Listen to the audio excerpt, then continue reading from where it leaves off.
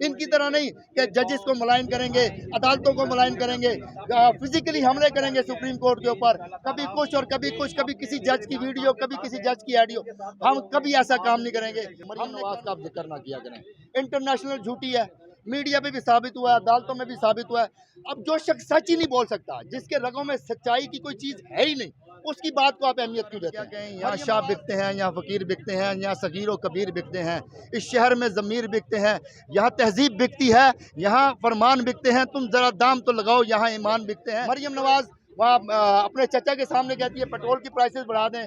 मरियम नवाज बाहर निकल के कहती है 1 रुपया बढ़ता है मुझे दुख होता है, क्योंकि मरियम उसकी लंदन तो क्या पाकिस्तान में भी कोई प्रॉपर्टी नहीं है, क्योंकि वो 1500 रियाल पर मंथ के हिसाब से अपने वालिद साहब के घर में रह रही है। तो ऐसे लोगों को इम्पोर्टेंस नहीं दिया करते, ऐसे लोगों को हमेशा एक्स्ट्राज में रखा करते हैं। एक्स्ट्राज में कोई तौलिया लेके आ गए, कोई पानी की बोतल लेके आ गए। सबसे बड़े लीडर, इस्लामी दुनिया के इस वक्त के सबसे बड़े लीडर इमरान खान साहब ने 26 साल पाकिस्तान के अंदर सिर्फ कानून की बालादस्ती की जंग लड़ी, और जब वो ज़ेबा चौधरी की अदालत में पेश हुए तो उन्होंने ये साबित करने की कोशिश की, वहाँ ये बताया और वीडियो बनाकर पैगाम जो वायरल कराया कि वो अपने फैंस को बताना चाहते थे कि हम कानून के अंडर आते हैं, कानून हमारे ऊपर लागू होता है, हम सब के ऊपर लागू होता है। अगर मैं पाकिस्तान का सबसे पॉपुलर लीडर हूँ तब भी मुझ पर कानून लागू होता है, अगर कोई ताकतवर अमीर तरीन आदमी है उस पर भी कानून लागू होता है। तो उन्होंने ये चीज़ साबित की ज़ेबा चौधरी की अदालत में पेश हो गए, और आज हाई कोर्ट जहाँ पर हम खड़े हुए हैं, इसने खान साहब की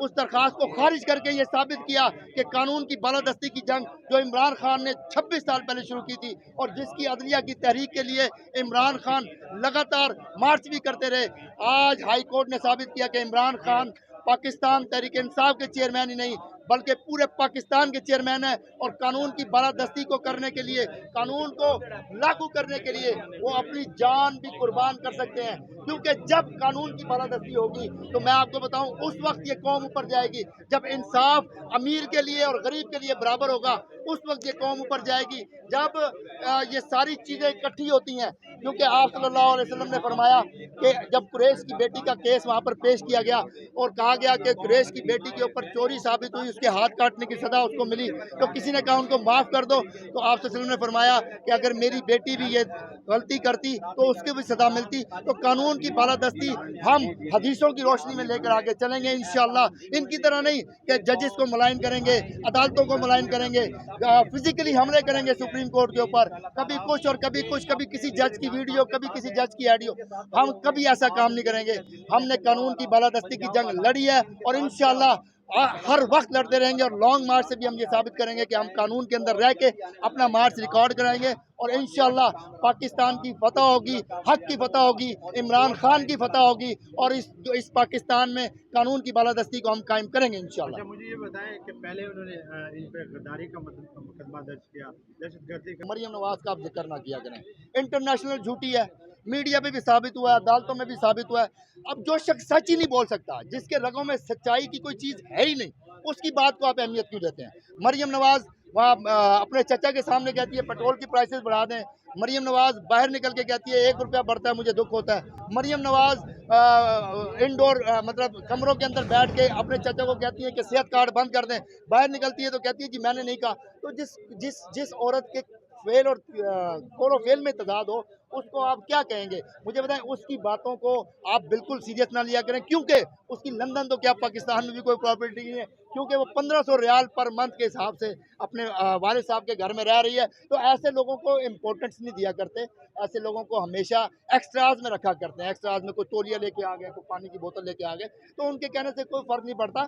तो इंशाअल्लाह इमरान खान के साथ मेरा रब है, क्योंकि इमरान खान ने हमेशा ला इलाहा इल्लल्लाह की जंग लड़ी है। इमरान खान ने हमेशा नामूसे रिसालत की जंग लड़ी है। उसने अक़वाम मुत्तहिदा पे खड़े होकर भी ला इलाहा इल्लल्लाह का नारा बुलंद किया, इय्याका नअबुदु व इय्याका नस्तईन का नारा बुलंद किया, नामूसे रिसालत सल्लल्लाहु अलैहि वसल्लम का नारा बुलंद किया। तो इंशाअल्लाह हम लोग इसके साथ रहेंगे और खान के साथ मिलके इस कौम को आज़ाद करेंगे इंशाअल्लाह।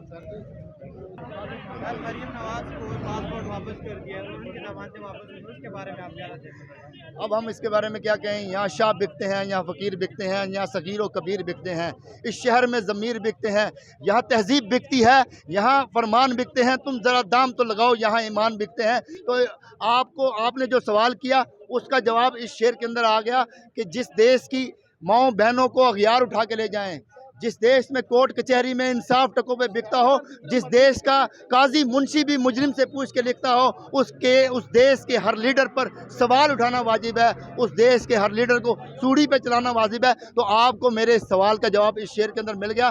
انشاءاللہ ہم ہمیشہ عدالتوں کا احترام کرتے رہیں گے، جس طرح ہمارا لیڈر کرتا ہے، ہم اس کی بالادستی کی جنگ لڑتے رہیں گے اور اپنے خون کے آخری قطرے تک اس کورٹ، اس قانون کی بالادستی کے لیے ہم اپنے آپ کو پیش رکھیں گے، تاکہ غریب کو بھی انصاف ملے اور امیر کو بھی انصاف ملے، نہ کہ یہ کہ ایول فیلڈ اپارٹمنٹ جو 93 سے لے کر 2023-22 آ گیا ہے، لیکن ابھی تک پتہ نہیں لگا کس کے ہیں۔ انصاف کی فتح ہوئی ہے، قانون کی فتح ہوئی ہے، قانون کی بالادستی کو قائم کیا گیا۔